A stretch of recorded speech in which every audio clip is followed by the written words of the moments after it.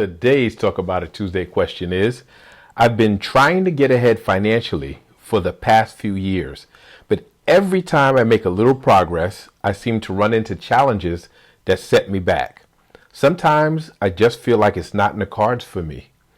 How can I stay motivated to keep seeking financial success? Well, this is a problem that many people experience. And we have to understand, first of all, that motivation itself is fleeting. Motivation is a feeling. And sometimes you feel gung-ho and empowered, and sometimes you feel overwhelmed and, like you don't have enough.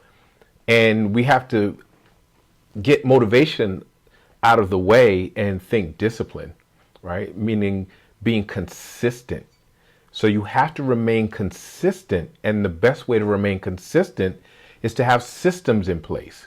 So when you have systems in place, no matter what's happening. So for instance, if you have an automatic deduction from your paycheck to go into your investments or your savings, or you on the first of the month make it a habit to cover your expenses, or whatever your systems are, the systems provide the habits, and the habits come from being consistent. So you don't have to worry about being motivated. Whether you feel like it or not, you continue to move forward. Now, let's deal with these setbacks. First of all, there's an unrealistic expectation that most people have that success is linear, meaning it moves in a straight line. Mike Tyson is famous for the saying that everyone has a plan until they get punched in the face. Well, the reality is there's not a single plan on the planet that can be executed from start to finish the way you envisioned it when you wrote the plan. Why? Because you created the plan based on a snapshot in time when conditions were a certain way. Conditions never stay static. They're constantly moving. Some things change within you or on your side that you can control, and some things change beyond your control, like maybe the economy or a loss of a job or some type of emergency. The car breaks down or there's a medical crisis. Some things are beyond your control, but that's the reality of life. It's never going to be a steady straight line.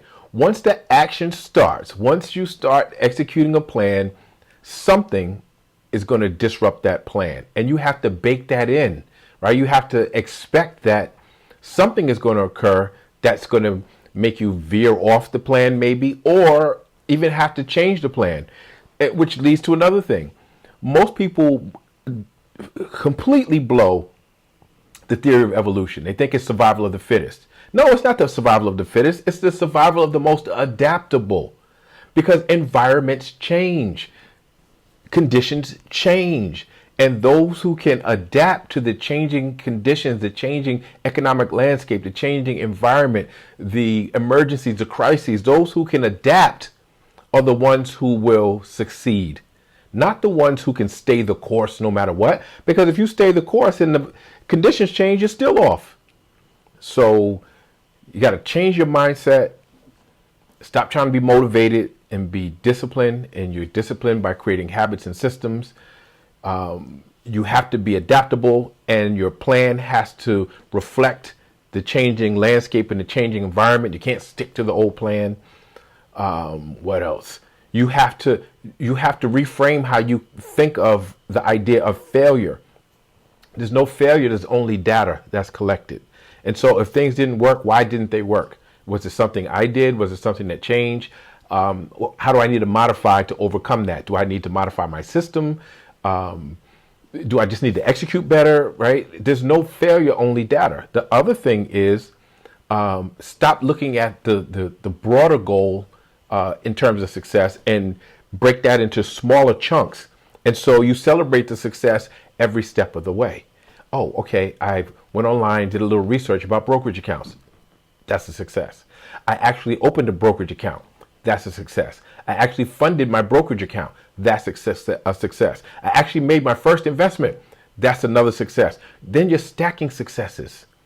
And it feels good when you stack successes, and that will motivate you to continue moving forward, because you celebrate each step along the way as its own success, not the final outcome. Let's see, what else can we talk about that will keep you going.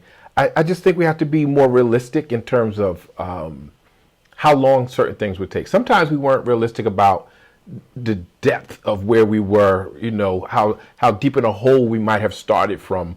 And when I say in a hole, not necessarily just financially, but educationally, meaning skills and experience and network and different relationships. Sometimes we underestimate or overestimate where we are in regards to that, and we didn't account for that.